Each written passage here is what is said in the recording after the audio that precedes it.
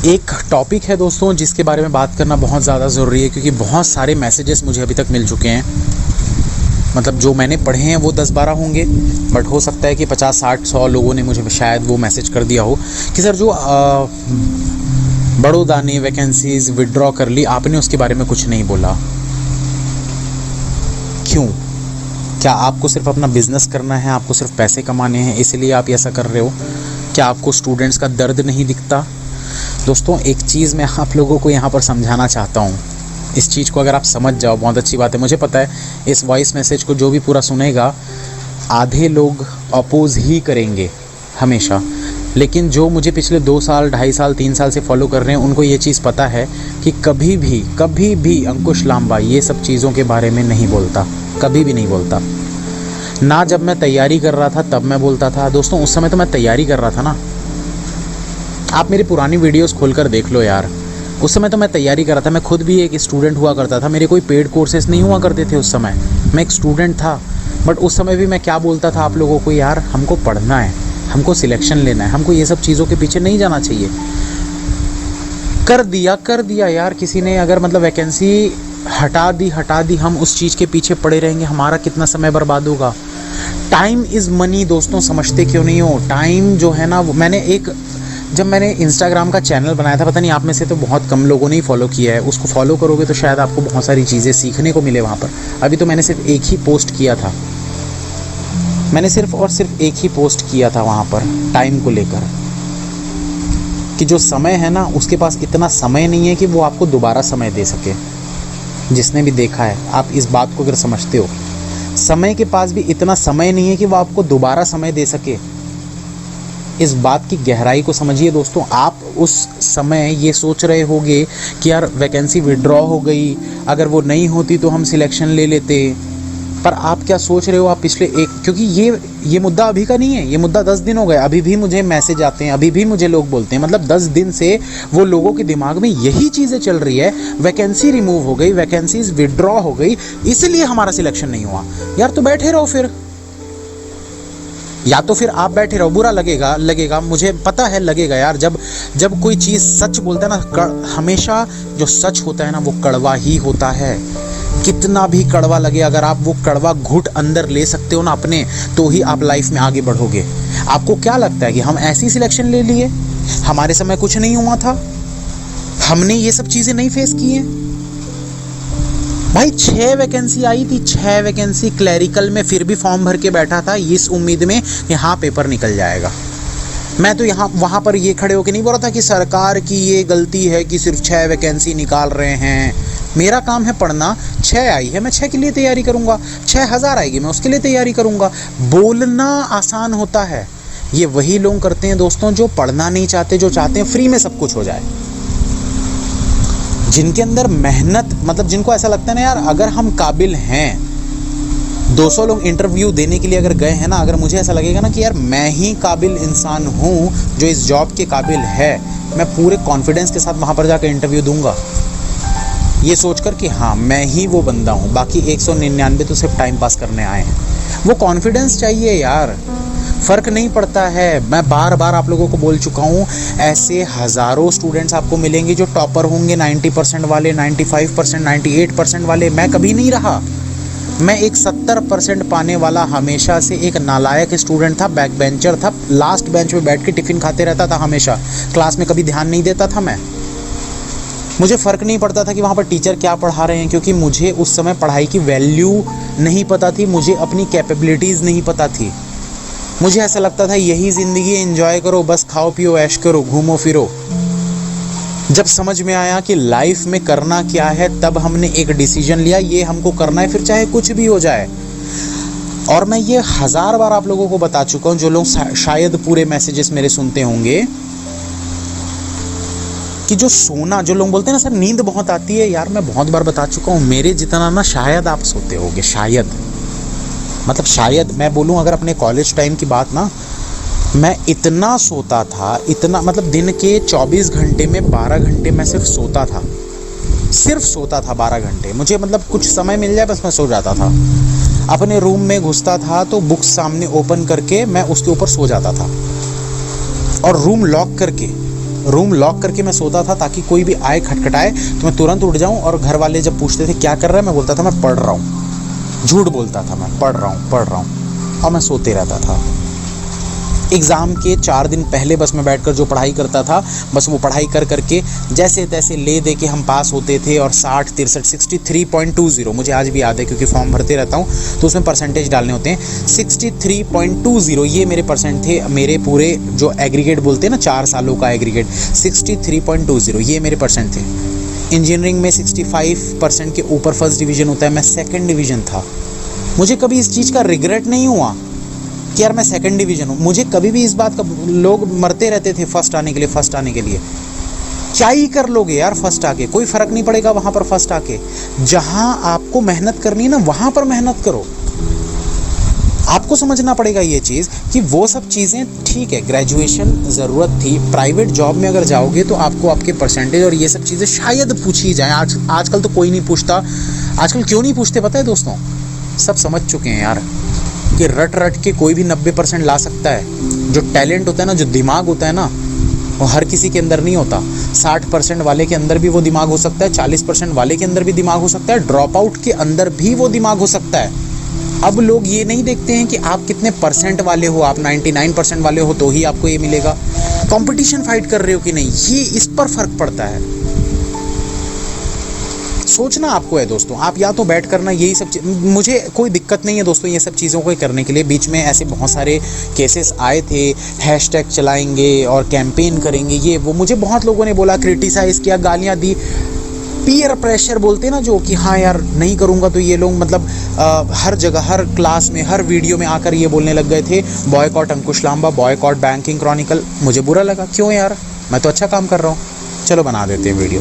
डर कर वो चीज़ मैंने कर दी कि यार मैं कुछ अच्छा काम करने की कोशिश कर रहा हूँ, फिर भी लोग सपोर्ट नहीं कर रहे हैं क्योंकि ये अंधभक्त बनते जा रहे हैं ये सब चीज़ों के लिए, या ये स्टूडेंट्स को डीमोटिवेट करना चाह रहे हैं। यही सब चीज़ों के पीछे ये सब कौन करता है पता है दोस्तों? आप नहीं समझोगे। जो एक सीधा साधे घर का एक साधारण तो यहाँ पर मैं ये बोलना चाहूँगा कि एक साधारण जो बच्चा होता है ना, वो ये सब चीज़ें कभी भी नहीं सोचता। उसके मन में पता है क्या होता है?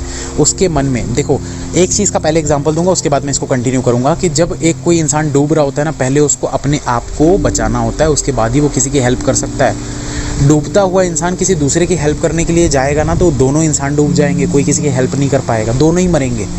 पहले अपनी हेल्प करो यार, पहले खुद के लिए कुछ कर लो, उसके बाद दूसरों की हेल्प करो। सेम चीज़ मैंने भी की थी कि मैं पहले खुद के लिए कुछ किया। अगर मैं प्रीलिम्स क्वालिफाई नहीं करता तो मैं वीडियोस बनाकर ये नहीं बोलता कि मैं प्रीलिम्स क्वालिफाई कर रहा हूँ। फिर मैं मेंस क्वालिफाई किया, तब फिर मैंने मेंस के लिए लोगों को हेल्प करना चालू किया कि हाँ मैंने मेंस क्वालिफाई किया है। फिर जब फाइनल सिलेक्शन हो गया तब मैंने प्रॉपर पूरा सारी चीज़ें सिखानी चालू की कि हाँ मैं कर चुका हूँ, आप लोग भी कर सकते हो। बैंक में जॉब करने लगा तब बैंक की चीज़ें मैं लोगों को बताने लगा कि हाँ ऐसा ऐसा होता है।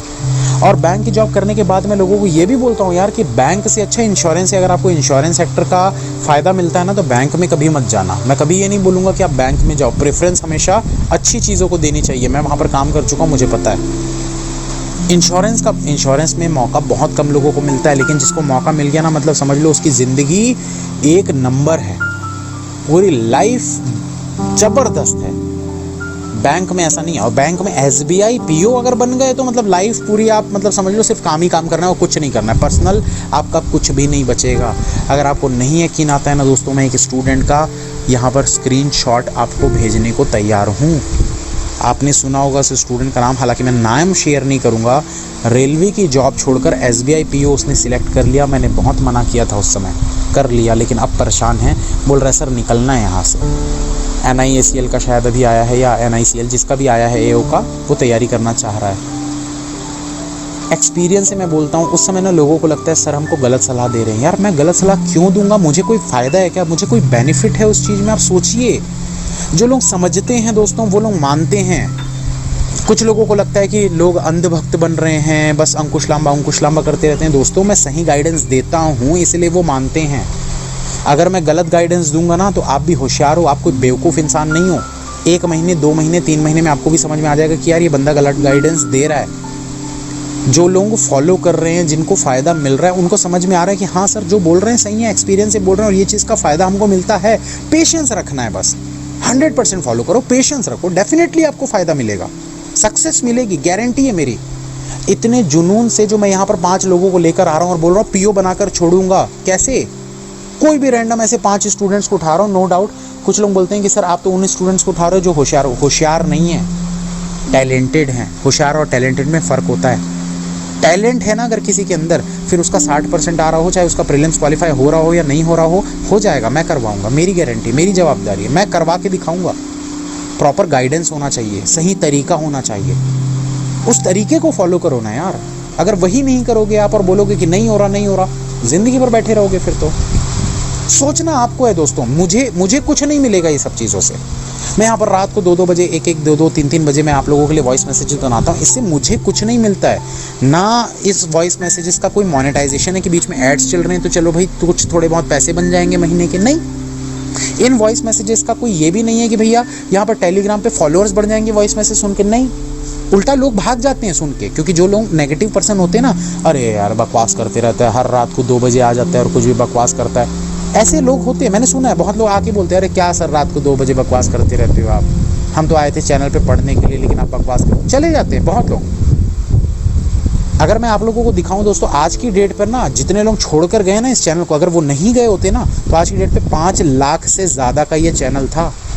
ज़्यादातर लोग छोड़कर चले जाते हैं, क्यों? क्योंकि हर कोई इंसान पॉजिटिव नहीं हो सकता, और ये चीज़ मुझे समझ में आ गई। इसलिए मैं अभी भी बोलता हूँ, छोड़ना है भाई ग्रुप, छोड़ दो, मुझे फ़र्क नहीं पड़ेगा, क्योंकि मुझे उनको पढ़ाना है जिसको अपने आप पर भरोसा है, जिसको मेरे ऊपर भरोसा है। अगर आपको मेरे ऊपर भरोसा ही नहीं है, अरे यार देखो सिंपल सी चीज़, एक एग्जांपल दूंगा समझ जाओगे। आप जब ऑपरेशन करवाने जा रहे हो, लेट सपोज अपने माँ बाप का, अपने भाई बहन का, या अपना, भगवान करे ऐसा कभी मौका ना मिले, लेकिन कभी अगर आप जा रहे हो तो अगर डॉक्टर के ऊपर भरोसा नहीं है ना दोस्तों कि वो जो ऑपरेशन कर रहा है उसके बाद ये जिंदा बचेंगे कि नहीं बचेंगे, आप नहीं करवाओगे ऑपरेशन। आप वहाँ जा रहे हो तो भरोसा करना पड़ता है, और जब तक भरोसा नहीं करोगे ना किसी के ऊपर, मैं ये नहीं बोलता कि अंधभक्त बन जाओ, बस जो बोल दिया वो मान लो। अगर इंसान अच्छा है ना तो फिर अंधभक्त भी बनना बहुत अच्छी बात है। समझ आपको होनी चाहिए। All the best, you can and you will. आपको सोचना है दोस्तों लाइफ में आपको क्या करना है। एक वीडियो बनाने से मैं बच जाऊंगा, मैं इस जगह से निकल जाऊंगा। जो लोग बोलते हैं उनके मुंह पे एक तमाच पड़ेगा बस मेरी तरफ से, ले भाई बना दिया वीडियो। अब बताओ, अब क्या वापस आ गई वैकेंसीज? अब क्या लोग सिलेक्ट हो रहे हैं? तुम बता दो। मेरे पास तो क्योंकि डेली लोगों के स्टूडेंट्स के मैसेज आते हैं। जब 15-15 हज़ार वैकेंसी आती थी ना, तब भी स्टूडेंट्स के मैसेज आते थे, सर नहीं हो पा रहा है, वैकेंसीज बहुत कम आ रही है। अब 2000-3000 वैकेंसी आती है, अब भी मैसेज आता है, सर वैकेंसी कम हो गई है, क्या करें? तो लोग तब भी बोलते थे जब 15,000 वैकेंसी होती थी उनको कम लगता था। अब 3 आ रही है तो 3 में भी कम लग रहा है, कल को 300 आएगी वो भी कम लगेगी। संतुष्ट कोई नहीं हो सकता, लेकिन 300 वैकेंसी आती है तो 300 बच्चे तो सिलेक्ट हो रहे हैं।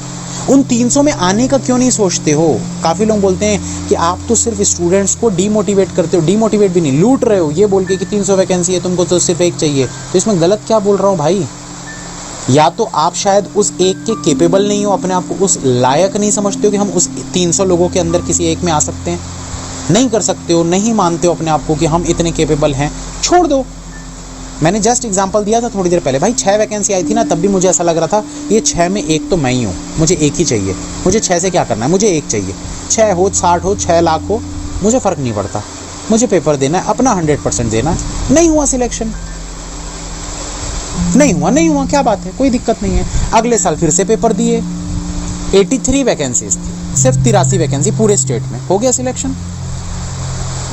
तो बात वही होती है दोस्तों, जुनून होना चाहिए, आपके कर्म अच्छे होने चाहिए, आपकी मेहनत अच्छी होनी चाहिए, फिर फर्क नहीं पड़ता ये सब चीज़ों से। आप पीछे करो ना दूसरों को, अपने आप को इतना आगे लेकर जाओ कि कोई दूसरा आपको पीछे ना कर पाए। दूसरों को पीछे करने का सोचोगे तो कभी पीछे नहीं कर पाओगे। हमेशा अपने आप में वो काबिलियत लाओ कि कोई दूसरा आपको पीछे ना कर पाए। हमेशा टॉप पे रहना है, हमेशा टॉप पे रहना है। हमारी मेहनत ऐसी होनी चाहिए, हमको कोई पीछे नहीं कर सकता। अरे आ जाए जो भी, जितना पढ़ा लिखा हो यार, हमसे आगे नहीं बढ़ पाएगा। बस ये सोच के चलो ना आगे।